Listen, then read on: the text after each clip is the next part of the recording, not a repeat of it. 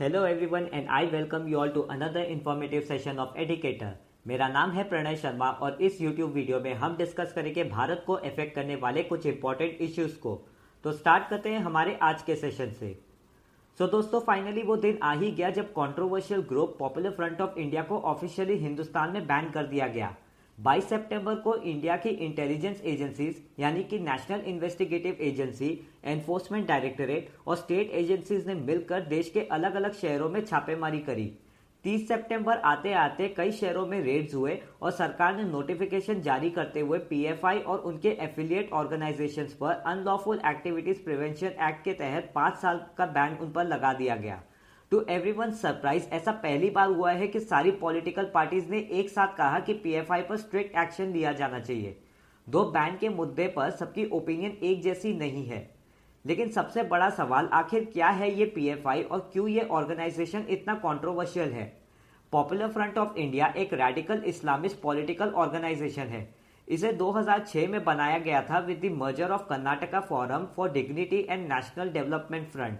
ये ऑर्गेनाइजेशन अपने आप को एक socio economic, educational and political organisation कहता है, लेकिन अक्सर इस पर एंटी नेशनल होने के भी आरोप लगाए गए हैं। कईयों का मानना है कि पीएफआई रिसरेक्शन है students Islamic movement of India का और ये भी एक बैंड ऑर्गेनाइजेशन है भारत में। इसके अलावा एनआईए का यह भी कहना है कि फॉरेन फंडिंग के जरिए देश में अराजकता फैलाने की कोशिश और नॉन मुस्लिम्स को कन्वर्ट करने की भी साजिश करती है ये पीएफआई। इंटेलिजेंस एजेंसीज की अगर माने तो पीएफआई के 3 फ्रंट ऑर्गेनाइजेशन है जिनकी अब्रॉड से डायरेक्ट इन्वॉल्वमेंट है एंटी इंडिया एक्टिविटीज में। पीएफआई के मेंबर्स इन ऑर्गेनाइजेशन से टच में है और हवाला के जरिए ये लोगों से फंड्स मोबिलाइज करते हैं ताकि देश में दहशत फैलाई जा सके। मोस्टली मिडल ईस्टर्न कंट्रीज जैसे कि Saudi Arabia, Turkey, Oman, UAE ऐसे देशों से फंड्स एक्यूमुलेट करके देश में अनरेस्ट फैलाने की कोशिश करी जाती है। Some prominent unrest cases include Karnataka hijab case, Hathras case and citizenship amendment bill. सबसे ज्यादा रिसेंट कंट्रोवर्सी थी फुलवारी शरीफ केस का, जहां सेंट्रल एजेंसीज ने टेरर मॉड्यूल को बस्ट किया था और इसमें भी पीएफआई का नाम सामने आया था। टेररिस्ट एक्ट हो या क्रिमिनल, जहां भी रिलीजियस एंगल इन्वॉल्व है वहां पर पीएफआई पर सवाल उठे हैं। फिर चाहे वो कॉलेज प्रोफेसर के ऊपर हमला हो या दूसरे धर्मों के लोगों पर हमला हो या फिर उनको अपोज करने वाले पॉलिटिकल लीडर्स हो। पीएफआई के ऊपर इंटेलिजेंस एजेंसीज की नजर काफी समय से थी, लेकिन उस पर एक्शन लेने के मुद्दे पर सरकार हमेशा खामोश रही। इसकी एक वजह थी कि पीएफआई मेंबर्स के रिकॉर्ड्स का ना होना। रिकॉर्ड्स ना होने की वजह से किसी भी पर्टिकुलर इंडिविजुअल का टेररिस्ट एक्टिविटीज से डायरेक्ट लिंक एस्टैब्लिश कर पाना मुश्किल हो गया था। इस इश्यू को रिजॉल्व करने के लिए यूएपीए एक्ट 1967 में अमेंडमेंट्स लाए गए थे 2019 में। हिंदुस्तान में पहले कानूनन तौर पर किसी भी इंडिविजुअल को टेररिस्ट एक्ट के लिए बैन नहीं किया जा सकता था, लेकिन अमेंडमेंट आने के बाद सरकार की यह परेशानी भी दूर हो गई।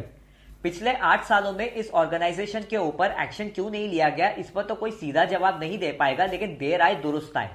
22 सितंबर को एनआईए ने ऑपरेशन ऑक्टोपस लॉन्च करके 106 पीएफआई मेंबर्स को अरेस्ट करती है और 27 तारीख को दूसरा रेड कंडक्ट होता है जिसमें 200 से ज्यादा लोगों को अरेस्ट किया जाता है। पीएफआई के साथ साथ उसकी एफिलिएट ऑर्गेनाइजेशन यानी कि social democratic party of India को भी बैन कर दिया गया है। पीएफआई ने स्टेटमेंट जारी करते हुए यह कहा कि एनआईए और बाकी सारी एजेंसीज कठपुतली है सेंट्रल गवर्नमेंट की। आगे आने वाले समय में पीएफआई के लिए क्या नया मोड़ लाता है ये तो आने वाला वक्त ही बताएगा, लेकिन फिलहाल के लिए यूएपीए एक्ट के अकॉर्डिंग ये ऑर्गेनाइजेशन अगले 5 सालों के लिए बैंड ऑर्गेनाइजेशन है। इसी के साथ हमारा आज का ये सेशन एंड होता है। उम्मीद करता हूं आपको ये वीडियो पसंद आया होगा। कमेंट करके हमें जरूर बताइएगा। लाइक करें, शेयर करें, सब्सक्राइब करें और हम आपसे मिलेंगे फिर ऐसे ही किसी इंपॉर्टेंट टॉपिक को डिस्कस करने।